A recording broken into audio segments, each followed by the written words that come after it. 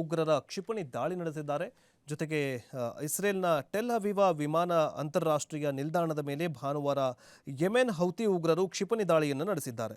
ರನ್ವೇಯಿಂದ ಕೇವಲ 75 ಕಿಲೋಮೀಟರ್ ದೂರದಲ್ಲಿ ಈ ಕ್ಷಿಪಣಿ ಬಿದ್ದಿದ್ದು 25 ಕಿಲೋಮೀಟರ್ ಆಳದ ಕಂದಕ ಸೃಷ್ಟಿಯಾಗಿದೆ ಹಾಗೂ ಇಬ್ಬರು ಗಾಯಗೊಂಡಿದ್ದಾರಂತೆ. ಅಂದರೆ ಈ ಬೆನ್ನಲ್ಲೇ ತಾತ್ಕಾಲಿಕವಾಗಿ ವಿಮಾನ ಸಂಚಾರವನ್ನು ಸ್ಥಗಿತಗೊಳಿಸಲಾಗಿದೆ. ಈ ನಡುವೆ ದಾಳಿಗೆ ಕಿಡಿಕಾರಿರುವಂತಹ ಇಸ್ರೇಲ್ನ ಪ್ರಧಾನಿ ಬೆಂಜಮಿನ್ ನೇತನ್ಯಾಹು ಹೌತಿ ಉಗ್ರರನ್ನ ಬಿಡೋದಿಲ್ಲ, ಬಹುದಾಳಿ ನಡೆಸಿ ಪ್ರತೀಕಾರ ತೆಗೆದುಕೊಳ್ತೇವೆ ಅಂತ ಎಚ್ಚರಿಕೆಯನ್ನು ನೀಡಿದ್ದಾರೆ. ಇದೇ ವೇಳೆ ನಮಗೆ ಹಾನಿ ಮಾಡಿರುವವರ ಮೇಲೆ 7 ಪಟ್ಟು ದಾಳಿ ಮಾಡ್ತೇವೆ ಅಂತ ಬೆಂಜಮಿನ್ ನೇತನ್ಯಾಹು ಅವರು ಹೇಳಿದ್ದಾರೆ. ಹಾಗಾದರೆ ಆಗಿದ್ದೇನಂತ ನೋಡ್ತಾ ಹೋಗೋದಾದರೆ, ಇಸ್ರೇಲ್ನ ದೊಡ್ಡ ವಿಮಾನ ನಿಲ್ದಾಣವಾಗಿರುವಂತಹ ಟೆಲ್ ಅವೀವ್ ಬೆನ್ ಗುರಿಯಾಗಿ ವಿಮಾನ ನಿಲ್ದಾಣದ ಟರ್ಮಿನಲ್ 3ಕ್ಕೆ ಕೇವಲ 75 ಕಿಲೋಮೀಟರ್ ದೂರದಲ್ಲಿ ಒಂದು ದೊಡ್ಡ ಸ್ಫೋಟ ಸಂಭವಿಸಿದೆ. ಆ ಸ್ಫೋಟ ಏನಂತಂದರೆ ಮಿಸೈಲ್ ಎಸೆದಿದ್ದಾರೆ ಹೌತಿ ಬಂಡುಕೋರರು.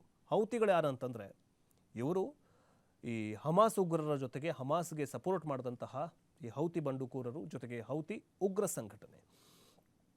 ಇಸ್ರೇಲ್ ಮಾಧ್ಯಮಗಳು ಹಂಚಿಕೊಂಡಿರುವಂತಹ ವಿಡಿಯೋದ ಪ್ರಕಾರ ಕ್ಷಿಪಣಿ ಉಡಾವಣೆ ಮಾಡಿ ವಿಮಾನ ನಿಲ್ದಾಣದಲ್ಲಿ ಹೊಗೆ ಕಾಣಿಸಿಕೊಂಡಿದೆ. ಜೊತೆಗೆ ಈ ವೇಳೆ ಪ್ರಯಾಣಿಕರು ಕಿರಿಚಾಡುವುದಕ್ಕೆ ಆರಂಭ ಮಾಡಿದರೆ ಕ್ಷಿಪಣಿಯ ವಿಮಾನ ನಿಲ್ದಾಣದ ಪಾರ್ಕಿಂಗ್ ಸ್ಥಳಕ್ಕೆ ಹೋಗ್ತಾ ಇರುವಂತಹ ರಸ್ತೆಯ ಬಳಿಯ ಹೊಲದಲ್ಲಿ ಬಿದ್ದಿದೆ.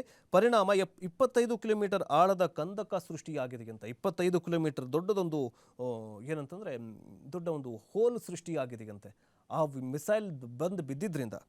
ಸೊ ಹೀಗಾಗಿ ನಾಳೆವರೆಗೆ ಭಾರತದಿಂದ ಇಸ್ರೇಲ್ಗೆ ವಿಮಾನ ಸಂಚಾರವನ್ನು ರದ್ದು ಮಾಡಲಾಗಿದೆ. ಇಸ್ರೇಲ್ನಿಂದ ಅತಿದೊಡ್ಡ ಏರ್ಪೋರ್ಟ್ ಮೇಲೆ ಹೌತಿ ಉಗ್ರರು ದಾಳಿ ಮಾಡಿದ ಬೆನ್ನಲ್ಲೇ ಇಸ್ರೇಲ್ಗೆ ತೆರಳಬೇಕಾಗಿದ್ದ ಏರ್ ಇಂಡಿಯಾ ಮತ್ತು ಕೆಲವೊಂದಿಷ್ಟು ಇಂಡಿಯಾದ ವಿಮಾನ ಸಂಸ್ಥೆಗಳ ಭಾನುವಾರ ಏನಂತಂದರೆ ಕೆಲವೊಂದಿಷ್ಟು ದಿನಗಳವರೆಗೆ ವಿಮಾನಯಾನವನ್ನು ಬಂದ್ ಮಾಡಲಾಗಿದೆ. ಈಗಾಗಲೇ ದೆಹಲಿಯಿಂದ ಹೊರಡುತ್ತಾ ಇದ್ದಂತಹ ಬೋಯಿಂಗ್ 787 ವಿಮಾನವು ಟೆಲ್ ಅವೀವಾದಲ್ಲಿ ಇಳಿಯುವಂತಹ 1 ಗಂಟೆಗೂ ಮುನ್ನ ಈ ದಾಳಿಯಾಗಿದೆ. ಆ ಬಳಿಕ ವಿಮಾನವನ್ನು ಅಬುದಾಬಿಗೆ ಅವರನ್ನು ಡೈವರ್ಟ್ ಮಾಡಲಾಗಿದೆ. ಇನ್ನು ಭಾನುವಾರ ಟೆಲ್ ಅವೀವದಿಂದ ದೆಹಲಿಗೆ ತೆರಳಬೇಕಾಗಿದ್ದಂತಹ ವಿಮಾನವನ್ನು ರದ್ದುಗೊಳಿಸಲಾಗಿದೆ. ಮುನ್ನೆಚ್ಚರಿಕಾ ಕ್ರಮವಾಗಿ ಏರ್ ಇಂಡಿಯಾ ಮಂಗಳವಾರದವರೆಗೆ ಇಸ್ರೇಲ್ಗೆ ಯಾವುದೇ ವಿಮಾನ ಹಾರಾಟವನ್ನು ಮಾಡೋದಿಲ್ಲ ಅಂತ ಒಂದು ಕಟ್ಟೆಚ್ಚರಿಕೆಯನ್ನು ಕೊಡಲಾಗಿದೆ. ಇಸ್ರೇಲ್ಗೂ ಕೂಡ ಏನಾಗಿದೆ ಅಂತಂದರೆ ಈ ಬಂಡುಕೋರರು, ಈ ಹೌತಿ ಉಗ್ರರು, ಈ ಹಮಾಸ್ ಉಗ್ರ ಸಂಘಟನೆಯವರು ದೊಡ್ಡ ತಲೆನೋವಾಗಿಬಿಟ್ಟಿದ್ದಾರೆ. ಇಸ್ರೇಲ್ನ ಕೆಣಕಿದಂತಹ ಇದೇ ಹಮಾಸ್ನೊಂದಿಗೆ ಪ್ಯಾಲೆಸ್ತೇನ್ ಕೆಲವೊಂದಿಷ್ಟು ಜನರನ್ನು ನರಮೇಧ ಮಾಡಿತು ಇದೇ ಹಮಾಸ್ ಉಗ್ರರು. ಇದಕ್ಕೆ ಹಮಾಸ್ಗೆ ಪ್ರತ್ಯುತ್ತರವನ್ನು ಕೊಡೋದಕ್ಕೆ ಇಸ್ರೇಲ್ ಏನು ಮಾಡತ್ತಂತಂದರೆ ಈ ಗಾಜಾ ಪಟ್ಟಿ ಮೇಲೆ ದೊಡ್ಡ ಯುದ್ಧವನ್ನು ಸಾರಿಬಿಡತ್ತೆ. ಈ ಗಾಜಾ ಪಟ್ಟಿಯಲ್ಲಿ 70,000ಕ್ಕೂ ಹೆಚ್ಚು ಜನರನ್ನು ಬಲಿ ಪಡೆದುಕೊಂಡಿದೆ ಇದೇ ಇಸ್ರೇಲ್ ಯಾರ ಮೇಲೆ ಸೇಡು ತೀರಿಸ್ಕೊಳ್ತು? ಹಮಾಸ್ ಅನ್ನುವಂತಹ ಉಗ್ರ ಸಂಘಟನೆಯ ಮೇಲೆ ಸೇಡು ತೀರಿಸ್ಕೊಳ್ತು.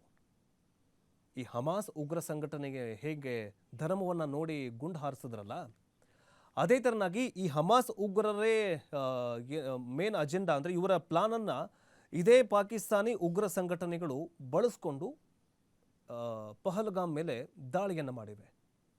ಹಾಗಾದರೆ ಇಸ್ರೇಲ್ ತೆಗೆದುಕೊಂಡಂತಹ ನಿರ್ಧಾರದ ಬಗ್ಗೆ ಕಡೆನೇ ಬರೋಣ.